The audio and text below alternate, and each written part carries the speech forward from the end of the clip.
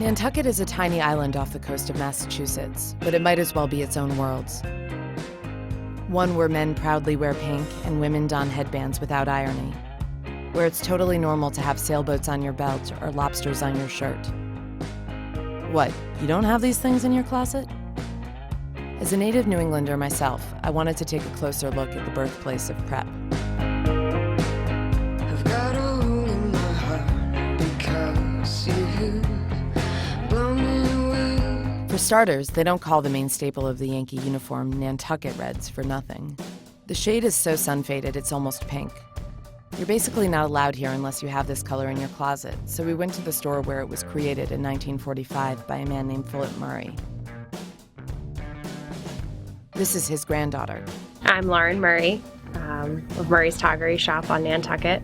My grandfather got the store and was selling men's clothes and started to sell these red sailcloth pants because they were really durable. And there's a lot of different legends that say that, like, he was wearing khaki pants and he was walking by the Nantucket cranberry bogs one night and fell in because he tripped and he liked the red stain. That's not true, but it's a good story. Fishermen would go out with their boats and have red sailcloths, and my grandfather was like a thrifty guy and would, you know, sewed his own pants out of the faded sailcloth. That's not true either, but it's also another cool story. But he just liked the color red and he just named it Nantucket Reds, and it took off. Naturally, I had to try the look. It's very mean, don't you think? Nantucket Reds gained fame when they were mentioned in the Bible of all things New England, the official preppy handbook. Prep handbook. Right, the preppy handbook. Nantucket style is summertime style, casual, but with a little bit of fancy, because this is a unique fancy place. Classic preppy handbook, which, you know, I was a devotee of when I was growing up. So Nantucket style can be very preppy, which I happen to like. But my outfit, I'd say I'm preppy. Yeah, the brighter the colors, the better. Mix patterns, go for it. You know, it's casual out here. It's definitely, I don't know, shabby chic. Is that a cliche? Myself as an artist, it's a different story. I'm usually covered in paint, but I do own Nantucket Reds. Nantucket has a pretty large Jamaican population, and we found one particularly stylish employee of Murray's Toggery. My name is Pauline Mullins, and I'm from Jamaica. I asked Pauline what her first impression of Nantucket style was.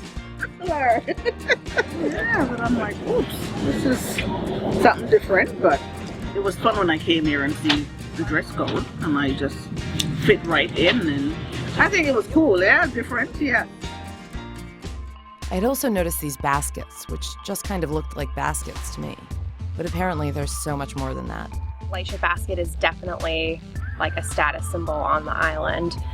The only hope of getting like one of the like handmade original ones with like real whale scrimshaw and real ivory is you have to like inherit it because they're impossible to get now. A tradition in Nantucket, and I would say it's kind of an institution, and it's a hallmark of Nantucket style, is the Nantucket lightship basket. I think I've seen it across the country now, but it's a particular Nantucket institution. Since all the ivory these days is antique, the price tag on one of these can reach into the thousands. Everybody wants one, I think so at least.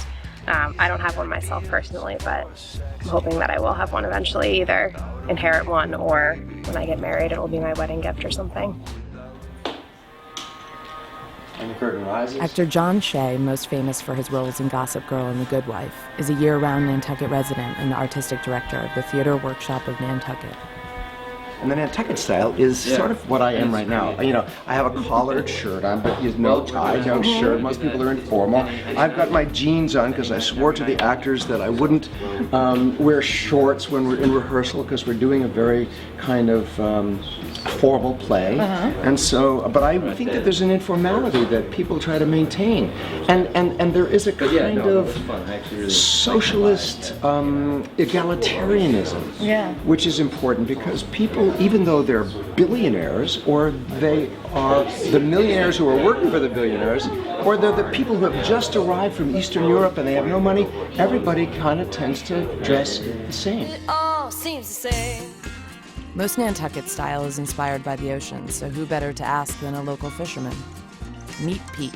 Like that, and then like that, and back. Is there a certain style of dressing? Do you care about what your style? No. My style, just who give a damn what you look like. You didn't get any more for your money or any less, for your fish. I was surprised to learn that Nantucket has a year-round community of, dare I say, hipsters. And Weaver, Charlotte Hess could be one of them. It's so funny because I always ask myself, like, am I a hipster or are my friends hipsters? I don't feel like I know how do you really describe what the hipster uniform is. Summer people are definitely more preppy, lots of Ralph Lauren, Nantucket Reds, boat shoes with no socks, pop collars. It's so funny. It is not defined by fashions of the times. It's really defined by a character and a spirit, an unfettered life, and actually kind of a not dressed up life either. My wife was with me when I picked them out. It is all about clean, crisp, right off the beach, jump into your cotton clothes, something bright and colorful. I think it's all about allowing my wife to dress me however she pleases. It's just effortless. It's just put on your cottons and your whites, and you don't think about it. It's really classic American. A lot of pink, a lot of bright pastel colors.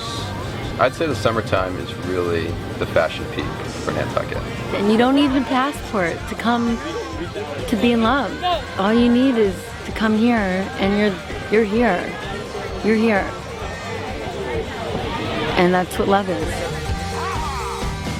See you next week in Miami, Florida.